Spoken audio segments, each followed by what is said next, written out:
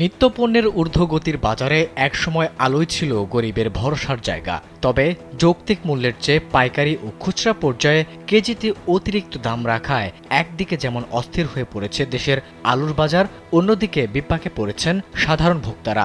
এমন পরিস্থিতিতে রাজধানীর কারওয়ান বাজারে এবার নতুন আলু বলে ভারতের আলু বিক্রির অভিযোগ উঠেছে। জানা গেছে, ভারত থেকে ডায়মন্ড জাতের নতুন আলু আমদানি করা হয়েছে। মূলত আমদানি করা এসব আলুই ঢাকার বাজারে দেশে উৎপাদিত নতুন আলু বলে বিক্রি করা হচ্ছে। কারওয়ান বাজারে প্রতি পাল্লা বিক্রি হচ্ছে ৫০০ টাকা দরে, আর ঢাকার বাজারে খুচরায় প্রতি কেজি ১২০ টাকায় বিক্রি হচ্ছে, অর্থাৎ পাইকারিতে কেজি ১০০ টাকা। যেখানে দেশি পুরাতন আলু ৭০ টাকায় বিক্রি হচ্ছে। ব্যবসায়ীদের দাবি, কিছুটা চোরাই পথ হয়ে দেশের বাজারে আসছে এসব আলু। স্যান্ডেলিনা সো, রূপচর্চায় আভিজাত্য।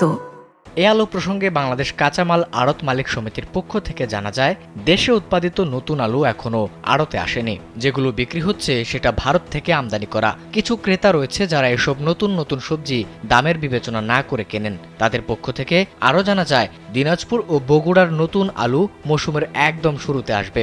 সেগুলো গ্রানোলা জাতের আগাম আলু, সেটাও আগামী মাসে আসবে।